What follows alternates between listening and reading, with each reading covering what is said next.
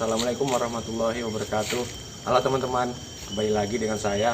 Perkenalkan, nama saya Aswar Rahmat, NIREM 0301 190077. Program studi penyuluhan pertanian berkelanjutan, kampus Politeknik Pembangunan Pertanian Yogyakarta Magelang, jurusan pertanian.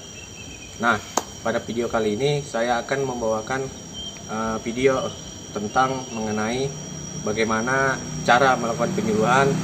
Baik teman-teman, yang dimana saya akan menggunakan media yaitu media leaflet, PowerPoint, dan Word, yang dimana akan ditujukan untuk petani nanti. Nah, di sini saya juga menggunakan metode penyuluhan yaitu anjang sana atau kunjungan langsung ke rumah petani-petani. Nah, materi yang akan saya berikan ke petani nanti yaitu mengenai bagaimana cara mengendalikan hama penggerik batang pada tanaman padi, dikarenakan kebanyakan petani mengeluh mengenai hama tersebut. Mungkin itu saja, langsung saja kita masuk ke video selanjutnya.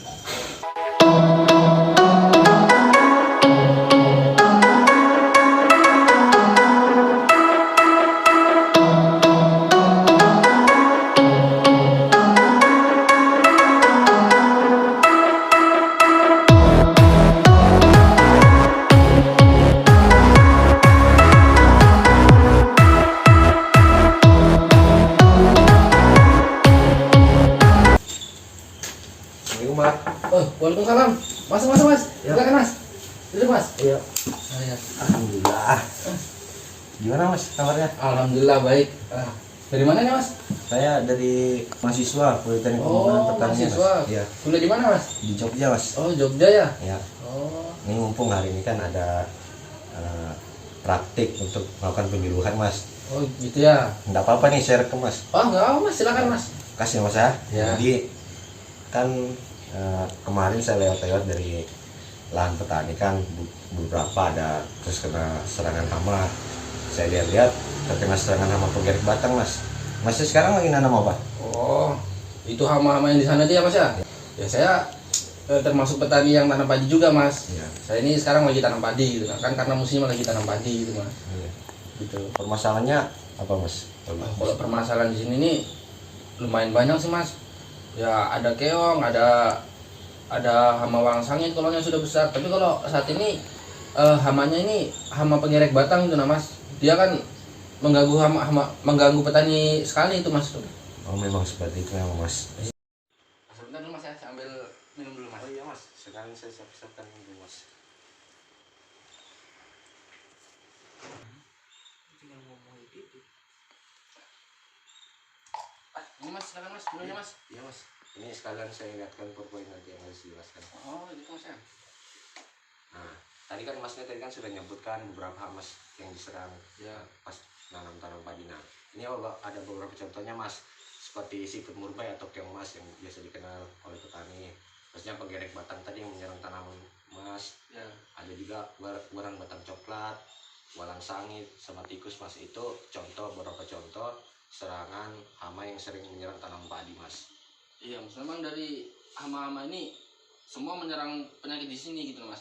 Tapi untuk saat ini yang kami alami yang petani sini yang susahan tuh ini mas, hama penggerek batang itu mas. Nah, memang sengaja saya bawa kesini mas, soalnya kemarin kan pas saya lewat yang sudah saya sampaikan tadi, pas saya lewat ada berapa lahan yang terkena serangan hama itu mas, penggerik batang. Jadi mungkin saya berinisiatif mungkin mas ya membawakan materi tentang ini hama penggerik batang. Nah, saya jelaskan sedikit ya mas ya tentang hama penggerik batang pada tanam padi. Nah, penggerik batang ini aktif pada malam hari mas dan tertarik cahaya. Jadi untuk melakukan misalkan pengendalian itu sebaiknya dilakukan sore hari atau malam hari mas. Oh begitu mas ya. Iya. Oh berarti kalau petani sini tuh melakukan kayak penyemprotan atau pengendalian hama penggerek batang waktu siang hari itu ternyata salah mas ya? Salah, apalagi kalau pagi hari itu salah mas. Oh gitu mas. Ya. Selanjutnya yang kedua itu mampu bertelur hingga 100 sampai 600 butir. Jadi satu betina dari hama penggerik batang ini bisa menghasilkan 100 sampai 600 butir telur mas jika bertelur. Selanjutnya yang ketiga, stadia telur penggerik batang pada tanaman padi berkisar 6 sampai 9 hari. Dan yang keempat, telur diletakkan pada pelepah daun. Nah, itu yang sangat berbahaya mas, soalnya hama penggerak batang ini jika menaruh turunnya itu di pelepah daun, jadi sehingga tidak terlihat kasat mata ya mas ya.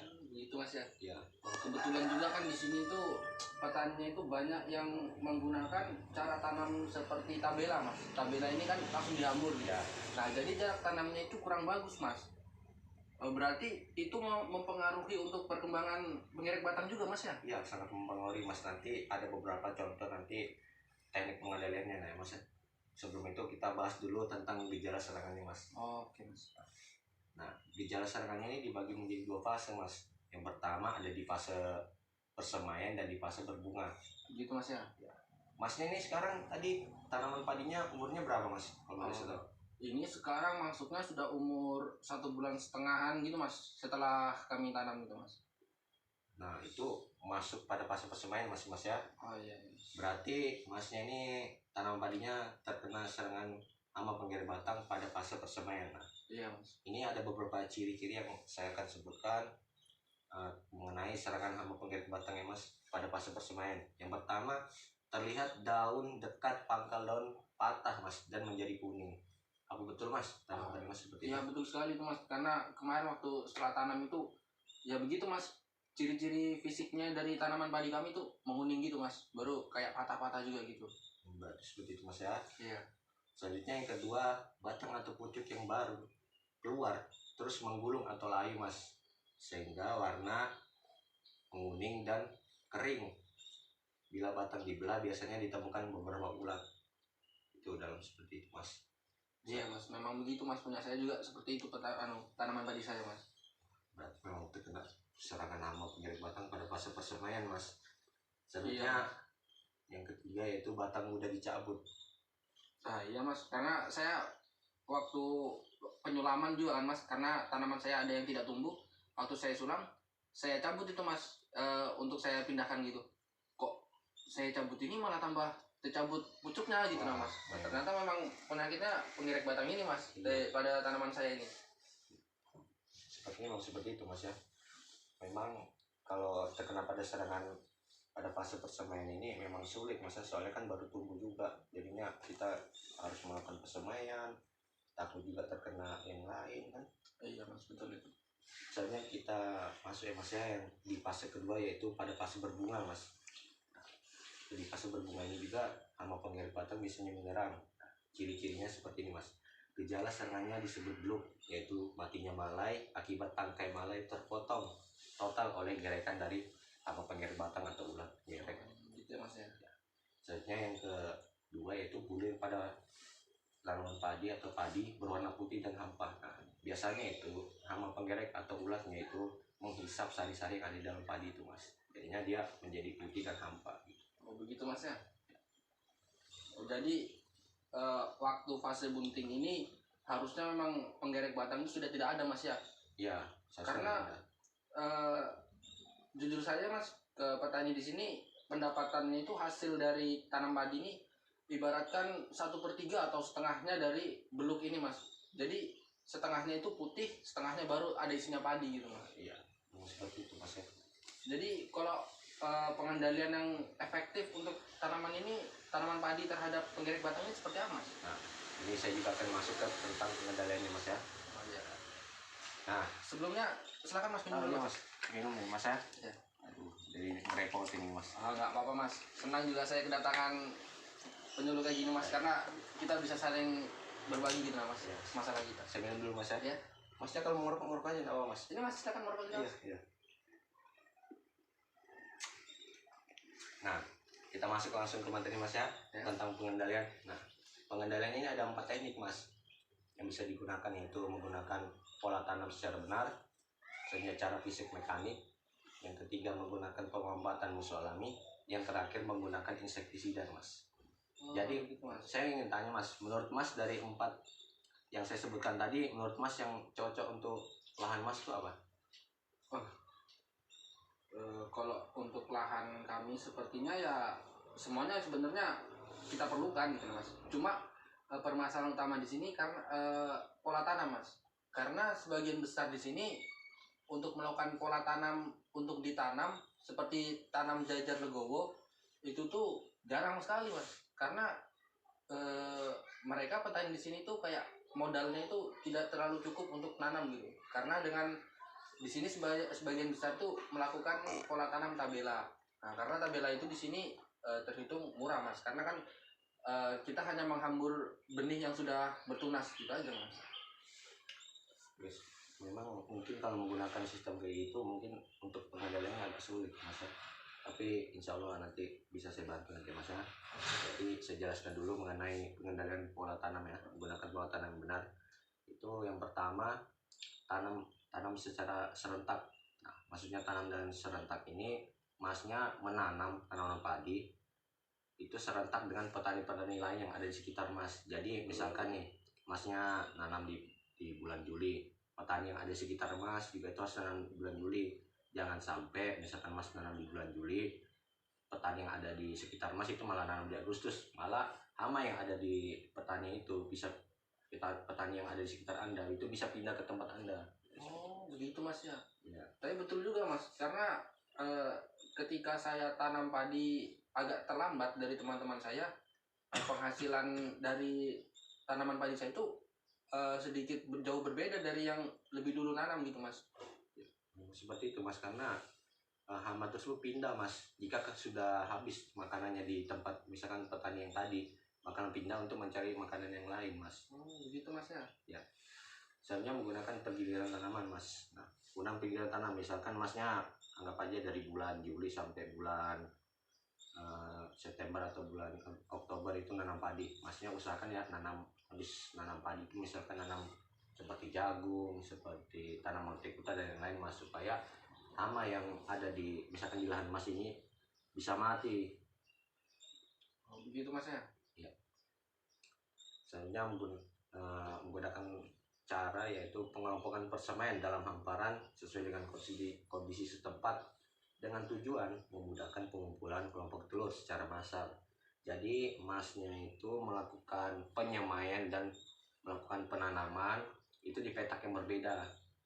Oh begitu mas. Ya, agar nantinya misalkan masnya pesemaian emas ini terkena serangan hama penggerek, jadinya di lahan yang satunya tidak terikut juga gitu mas. Oh begitu ya. Yang kita masuk yang ke cara yang kedua mas ya, teknik yang kedua yaitu cara fisik mekanik. Nah, yang pertama teknik yang bisa digunakan pengumpulan kelompok telur. Yang kedua penyabitan tanaman padi serendah mungkin. Nah, maksudnya penyabitan tanaman padi serendah mungkin ini pada saat melakukan pemanenan, pada saat panen mas Ya. karena itu masnya kan memanen itu menggunakan sabit terus dipotong mas ya. Oh, iya. Usahakan pemotongnya itu agak rendah mas, serendah mungkin, supaya hama penggerek batang yang tertinggal di pelepah daun itu bisa terpanen, sehingga yang di lahan itu sisanya yang hama, nggak ada hama mas ya. Usahakan itu mas, serendah mungkin pokoknya. Selanjutnya menggunakan cara penggenangan air setinggi kurang lebih 10 cm mas. Bagusnya tadi setelah melakukan pemanenan terus direndam mas, itu lebih bagus lagi menggunakan teknik seperti itu mas. Nah itu yang direndam apanya itu mas? Jangan ya, yang direndam itu Padinya atau lahannya atau gimana mas? lahannya yang habis disabitkan itu tertinggal. Saya salah mengartikan mas. Saya Iya, direndam maaf, Mas. 10 cm. Padinya saya direndam lagi. Iya. Oh salah, ternyata lahannya itu mas ya. Ya bagus Oh. mas nanya kayak gitu, nanti kalau sudah dilakuin malah tanaman padinya yang direndam kan. Jadi Iya, mas ya. Usahakan mas ya direndam selama seminggu aja. Iya. Terus ya cukup untuk mematikan hama-hama yang tertinggal. Selanjutnya menggunakan pemamatan musuh alami mas. Itu ada beberapa hewan yang bisa digunakan untuk mengendalikan hama penggerek batang itu mas, seperti lebah. Nah, kalau jika menggunakan predator itu seperti burung, kepik, capung, dan bisa juga menggunakan laba-laba mas. Oh gitu mas ya. Kayaknya kalau pemanfaatan musuh alami di lahan sini kayaknya udah susah gitu mas. Karena jujur saja di sekitar lahan kami itu tuh kayak belalang, burung, itu tuh sudah ibaratkan kayak udah nggak ada lagi gitu mas di sini. Jadi kayaknya kalau musuh alami di sini tuh kayak susah gitu mas. Nah, mungkin memang kalau menggunakan pemamatan musuh alami ini pesan saya memang kurang efektif. Tapi saya cukup menyampaikan aja mas, siapa tahu di lahan mas kan Iya mas. ada kayak laba-laba, itu jangan dibunuh mas. Itu Iya, mungkin iya. itu bisa membantu mas untuk mengendalikan hama. selanjutnya menggunakan teknik yang terakhir nih mas, yaitu penggunaan insektisida. Nah, penggunaan insektisida diusahakan ini digunakan jika ketiga teknik yang saya sebutkan tadi sudah tidak berfungsi lagi mas ya. Soalnya penggunaan insektisida ini menggunakan bahan kimia, ini cukup berbahaya juga ya jika dikonsumsi tanam padi mas, dikonsumsi manusia secara terus. Mungkin itu aja mas yang bisa saya sampaikan tentang hama pengerik batang itu, dari pengenalan hama pengerik batang, eh, pas ciri-ciri serangan hama pengerik batang sampai pengendaliannya mas ya. Oh iya mas. Mungkin ini ada beberapa leaflet yang bisa saya bagikan ke mas ya, mungkin bisa dibaca nanti kalau saya sudah tidak ada. Di sini juga ada nomor saya mas, nanti misalkan masnya membutuhkan saya lagi atau ingin lebih tahu tentang hama pengerik batang ini, bisa ditelepon mas ya. Oh bisa mas. Mungkin dari leaflet ini ada beberapa pertanyaan yang mungkin bisa mas sampaikan. Mungkin yang mau saya tanyakan di sini sesuai kenyataan di sini aja mas ya. Kalau di sini tuh sudah terlihat apa hama pengerek batang di sini nih, apa tadi di sini tuh nggak beribet gitu nah mas masalahnya. Mereka itu walaupun tanaman padi baru umur 2 minggu atau 3 minggu setelah tanam, ketika terlihat sudah ada serangan pengerek batang, mereka tidak repot-repot, mereka langsung aja ambil ini mas, penggunaan insektisida gitu mas. Jadi mereka langsung aja semprot gitu nah mas. Itu bagaimana tuh mas? Nah, dari solusi dari pertanyaan mas tadi, mungkin memang seperti itu ya kenyataannya di lapangan ya. Iya mas, kenyataannya memang seperti itu mas di sini. Memang petani itu, mohon maaf nih sebelumnya mas ya, memang biasanya menggunakan teknik yang lebih cepat. Ya. Karena tidak mau menggunakan teknik-teknik yang lain, karena mungkin beralasan pengen cepat, Ya, malas. karena capek juga gitu Ya, kan mas, kalau capek. kita keluarkan tenaga banyak. Jadi kan kalau semprot udah semprot gitu aja mas, Ya. selesai gitu. Ya. Pikirnya selesai gitu aja, ternyata tidak gitu kan pada kenyataan. Sebenarnya malah nggak boleh gitu seperti itu mas ya, karena yang teknik yang lain seperti pola tanam, terus cara fisik mekanik dan penguatan musuh alam itu apa namanya istilahnya, berguna juga untuk mengendalikan ini hama pengerek batang. Kalau menggunakan satu teknik saja sih menurut saya kurang efektif mas ya. Oh begitu mas ya? Apalagi tadi pola tanam yang sekitar peta di sini menggunakan sistem tabela, Iya itu mas. lebih berbahaya lagi mas. Soalnya itu sangat sulit mas ya kalau tidak menggunakan yang disebut tadi pola tanam. Pola tanamnya mungkin bisa menggunakan jejer legowo, Iya. itu lebih efektif mas menurut saya. Jadi kan jika petani seperti itu juga kan akan sulit juga nanti ujung-ujungnya mas, malah sering kena serangan hama pengerek batang walaupun sudah menggunakan insektisida. Kan tadi masnya sebut pola tanamnya menggunakan sistem tabela lagi, waduh lebih sulit lagi mas. Iya mas, karena saya juga terlihat juga gitu mas, kalau sistem tabela kan tanaman juga rapat gitu. Baru saya ketika tanaman rapat saya coba buka-buka, oh ternyata ada telur-telurnya, ada terkena pengerek batang ini. Wah berarti ini kalau disemprot-semprotannya susah banget ini untuk dikendalikan gitu namanya. Nah itu sudah mas, makanya harus pertama mungkin menggunakan pola tanam, karena awal kita menanam itu pasti menggunakan pola tanam, tidak hanya disebar-sebar saja. Makanya sangat penting dilakukan penyemaian terlebih dahulu. Selanjutnya kita menggunakan pola tanam yang baik dan benar, terus perawatan bagaimana, harus menggunakan apa, dan selanjutnya mungkin yang terakhir ini tadi kan mas ya, ini tentang insektisida, mungkin diusahakan seminimal mungkin menggunakan insektisida dalam budidaya tanaman apapun itu mas ya, Gitu karena mas ya. berbahaya juga untuk kesehatan. Mungkin itu aja mas. Oke mas. Nah, selanjutnya mungkin ada ditanyakan mas. Sebentar dulu mas, apa lagi saya tanyakan ya. Kalau penggunaan benih yang bersertifikat atau yang bagus itu gimana mas? Karena sebagian dari saya dan juga teman-teman saya untuk menanam padi ini, benihnya itu ya benih tahun kemarin kan kami nanam, hari ini kita tanam pakai benih itu, baru tahun berikutnya pakai benih itu juga. Nah sebenarnya benih itu sudah terkena pengerek batang itu mas, itu apakah berpengaruh juga mas? Jadi seperti ini mas ya, yang saya sudah jelaskan tadi, Ya. hama pengerek batang itu bertelur di pelepah daun. Jadi Ya. itu tidak berpengaruh mas ya, walaupun itu bekas serangan hama pengerek batang. Tetapi akan lebih baiknya menggunakan benih yang bersertifikat. Karena misalkan tahun kemarin nih masnya, contohnya hasil panennya 1 ton misalkan, terus Mas menggunakan benih itu lagi yang tahun kemarin, mungkin hasilnya bisa turun lagi mas, karena itu memang seperti itu Mas, kalau menggunakan benih yang lama Mas. Oh, Jadi begitu, Mas, ya? diusahakan menggunakan benih yang bersertifikat akan lebih baik bagus lagi Mas. Oh, Mungkin itu aja Mas. Atau ada yang ingin ditanyakan lagi? sudah aja Mas, mungkin kayaknya cukup juga Mas. Maaf ya Mas kalau mengganggu waktunya Mas ya. Nggak apa-apa Mas, santai aja, kami di sini petani juga kan, ya kita bos sendiri, Iya. kan kita petani. Mungkin itu aja Mas yang bisa saya sampaikan. Soalnya saya mau lanjut ke pertanian yang lain Oh, Mas. lanjut lagi Mas ya? Iya, ini sangat penting disampaikan karena di desa Benang Raya ini kan terkena serangan hama penggerek batang kebanyakan Mas. Iya. Ini harus disampaikan juga Mas. Oh, ini saran aja Mas, Ya. bagusnya Masnya ke rumahnya kelompok tani yang di sebelah itu nah Mas, karena kelompok tani itu areanya dia itu terserang penyakit penggerek batang ini Mas. Itu sudah sangat meluas Mas di area kelompok taninya itu yang RT5 itu Pak, Mas, Iya. yang kelompok tani Pak Gondo itu nah Mas. Oh iya, itu memang itu. Ya. Nanti saya juga mau ke situ rencananya Mas. Iya, karena dia udah hamanya sangat banyak, baru pengendalian juga kayak minim, kurang efektif juga pengendalian mereka itu Mas. Saran aja Mas. Iya. Jadi kan kalau sana bersih dari penggerek ini kan enak juga ke teman-temannya. Nanti kalau di sana terlalu parah bisa nyerang sini-sini juga gitu Mas.